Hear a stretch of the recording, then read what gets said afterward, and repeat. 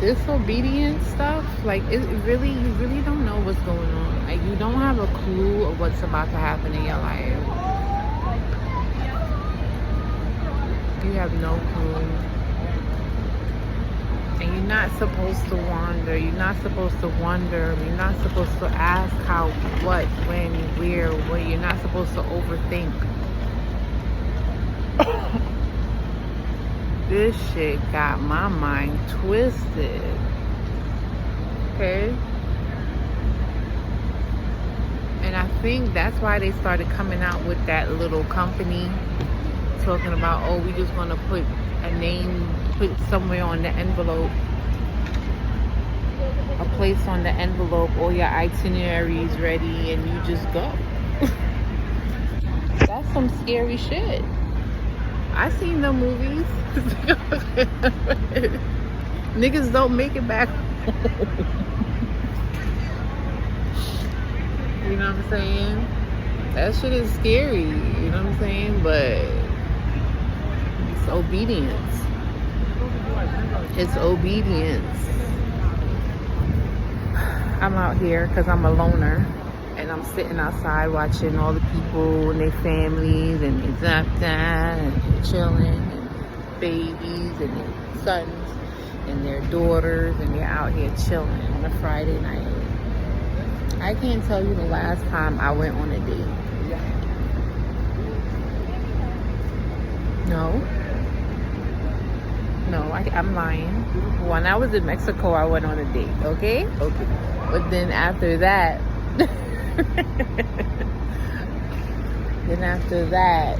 that was it. You know, I'm a loner, but I'm craving family. I'm craving those type of things. I'm craving that type of intimacy. And I don't know what the problem is right now with me, but there's some sort of unhappiness somewhere. And I've been trying to not impulsively act on it lately, but it's hard not to, especially when I'm being nudged to go somewhere I'm not familiar with. I have no money. I have nothing. I don't even have cellular service. Like, I have nothing, and I'm supposed to go through this situation once again because I picked up before and, you know, let go of everything. But this time it's like, because I don't have nothing, I'm feeling like I need to hold on to everything that I have.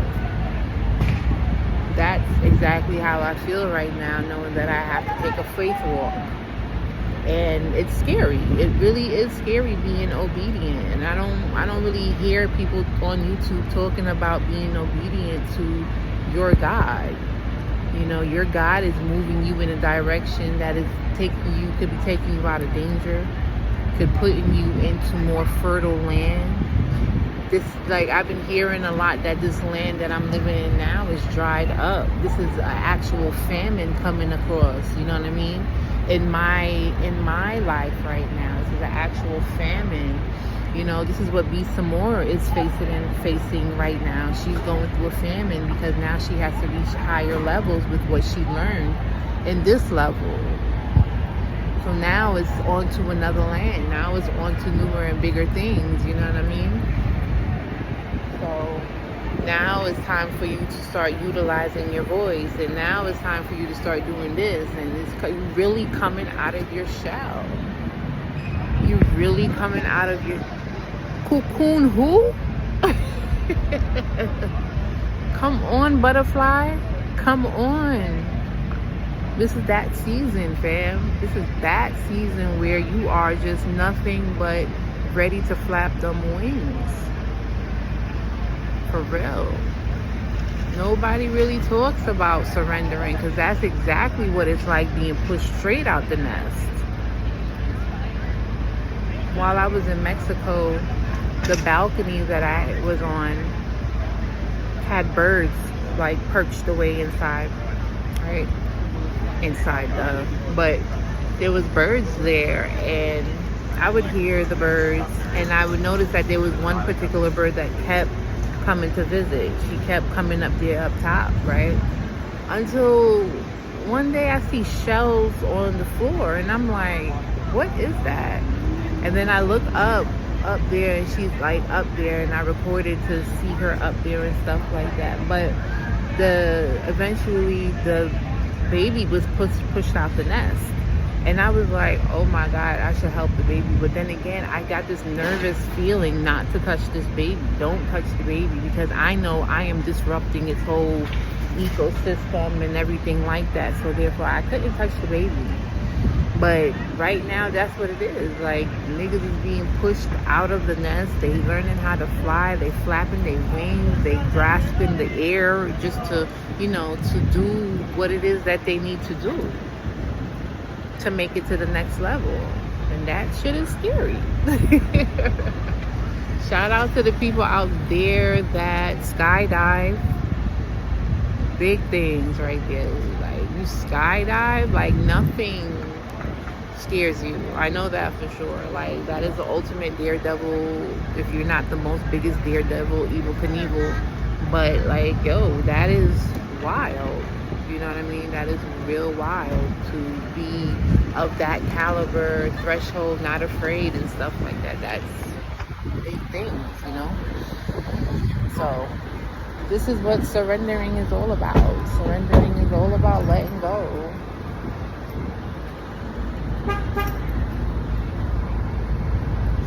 Letting go of things that no longer condone you, no longer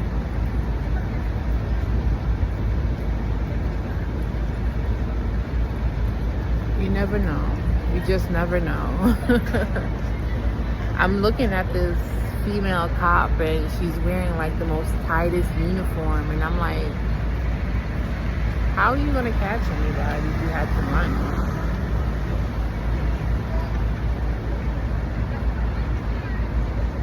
Doesn't make sense to me, but it is what it is. But yeah, you're being pushed out the nest right now, and it seems unfamiliar. It's scary. It's nerve-wracking. It's everything in between. But it's time for you to soar. You hit the ground already. Just like I said, this baby was on the ground, all unformed and everything like that. Don't know how to use its wings and all that type of shit. But it was on the floor. But it got back up. It got back up. It got back up. So in this season right now, do not be afraid. Do not be afraid. You got to learn to take your mind off of it. The other day I was jogging, and you'll be surprised that if you're not paying attention to where you're going, but paying attention to where you're going, but if you're not paying attention, it's going to take me forever to get to that corner. After a while of like not paying attention to it, you're going to get to that corner. But small steps that you're just paying attention to what's in front of you, you eventually will get to that corner. Right?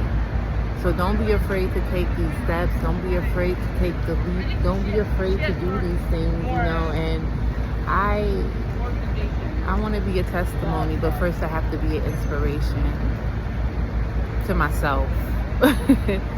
No, not to anybody else, but to myself. Like, to go past your biggest fears, to go past your fear of not having that safety net that you created in your head, right? Not having that safety net. Oh, I got my job, that's my meal ticket. I used to say that all the time. I already got my meal ticket. I got my meal ticket. That's my meal ticket. But deep down inside, I'm like, I'm tired of this shit. This is not me. This is not a meal ticket for me. This is torture. This is just a meal ticket just to eat this nasty ass food that they have out here, just to survive in a tiny little room apartment, just to not even utilize the kitchen of where I'm staying at right now. Just to get by. Like, that shit is not cool. That shit is not cool. It's not cool. And it has to do with, and also I'm blaming myself for my procrastination. these behaviors is problematic for me, and these are behaviors that I need to get across, get over, get down, and but I have to go through these lessons in order to kick the habit real well.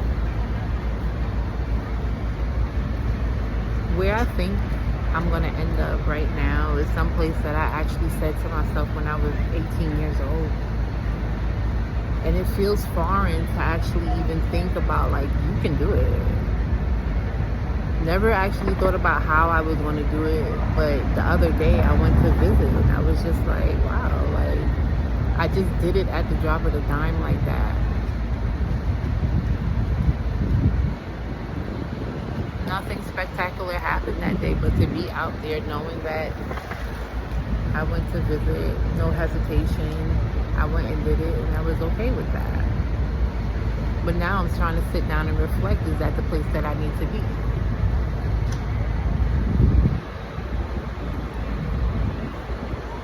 But this is a place that I have engraved since 18 years old, that this is where I'll be.